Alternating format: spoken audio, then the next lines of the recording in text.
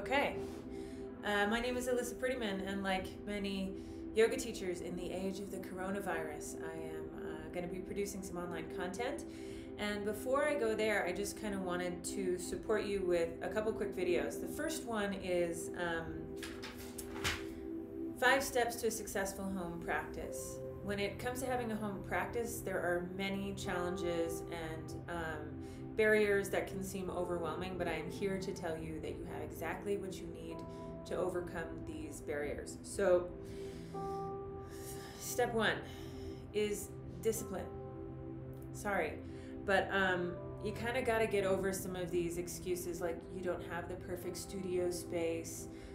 I don't either, and if I were to turn this camera around, you would see that I have a mattress and a bed frame against this wall. I have a painting light clipped to my curtain rod up there, and behind me is just like a bunch of plugs and random lamps, so I have some decent lighting. But your body doesn't know the difference between practicing yoga on a studio floor or at the foot of your bed or in your kitchen. You can get, creative about where you set up your mat, but really, if it's 6 or 7 feet by 2 feet, you can have a successful practice in that space. So some of this is just discipline, and I guarantee you once you get started, it is super easy to continue. And oftentimes I find, even if I'm practicing by myself and kind of making up the sequence as I go, that I will say in the beginning, okay, I'm just going to do this for 5 or 10 minutes.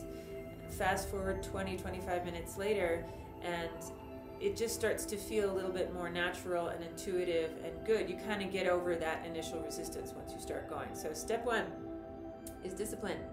Step 2 is consistency. So all of our schedules have been thrown into a little bit of a wacky place right now, and it can be helpful to set up a schedule and to pick times of day that will be easy for you to be consistent in. I'm, cramped in a house with 2 kids, a dog, and a husband that's working and taking calls in the other room, and you might even be able to hear them in the background of some of my videos. But I am setting aside specific times a day.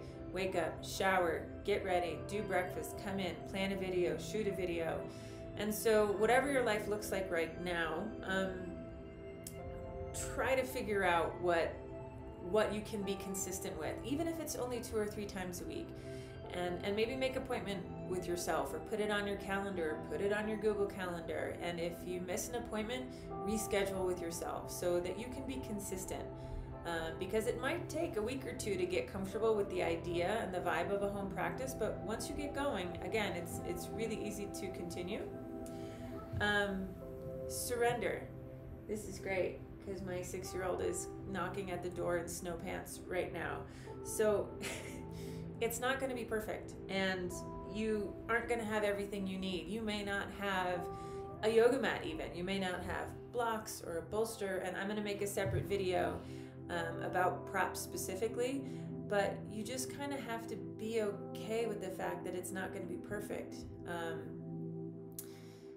My favorite yoga teacher used to say, you were designed to bear weight before you ever knew how heavy it was going to get. And, if a kid running in during your yoga practice, or a pet jumping on you, or the Wi-Fi being interrupted for a few minutes is the worst that you have to deal with in terms of hi Luna, come here. You want to say hi? Woo, you want to say hi? Ah, there she is. She's a little bit camera shy. She's also a little bit stuffy. Hi. So surrender to the idea that it's not going to be perfect, and you're not going to have everything that you're going to need, but it's going to be fine. You can still do a really satisfying home practice if you just get to step 4, which is get creative. Get creative with your space. Move some furniture around. I mean, you have time now probably.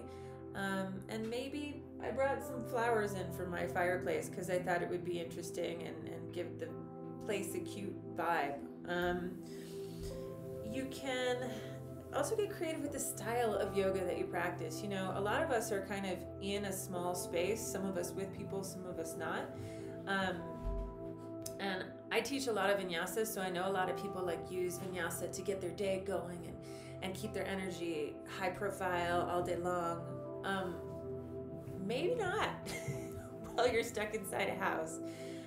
Maybe it's time to, can you close the door, buddy? Can I go outside? If you go together? Yay. All right, close the door. See, surrender. It just happens. It's fine. Back to you. You don't have to practice vinyasa, vinyasa, vinyasa if that's your vibe. And you don't have to practice restorative, restorative, restorative. Get creative with the types of yoga you explore in this time. Chant for a while. Try some yoga nidra. Try some restorative.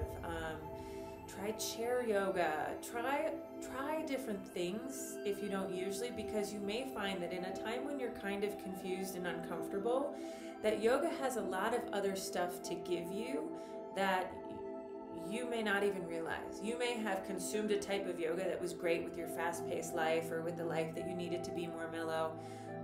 And now is time to try something different, so get a little bit creative.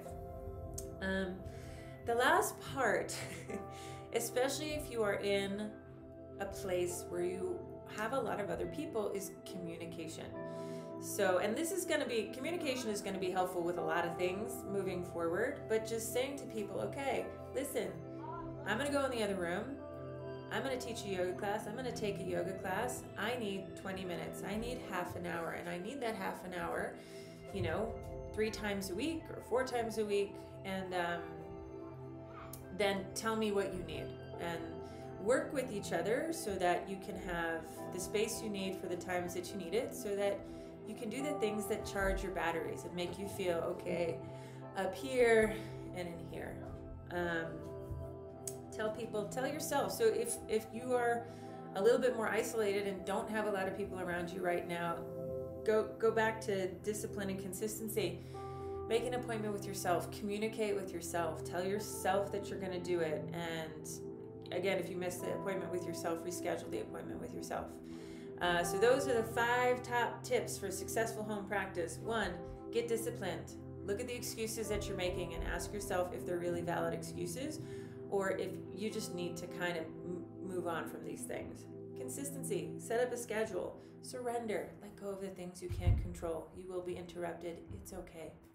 Creativity, try other types of styles and try different teachers and try different places in your home. You may find that, at the foot of your bed actually has a great vibe, or your kitchen, you love the hum of the dishwasher while the dishes are running. Just pick a place and get creative, and then communicate. Tell yourself and the people around you that you are going to practice at these days on these times, and see if it helps. And if you have any suggestions as to other tips that you found helpful for starting your own home practice, feel free to leave feedback in the comment section. I would love to hear from you. Thanks so much. I'll see you on your mat or on your carpet or on your hardwood floor or your tile floor or whatever you have available, because you can practice.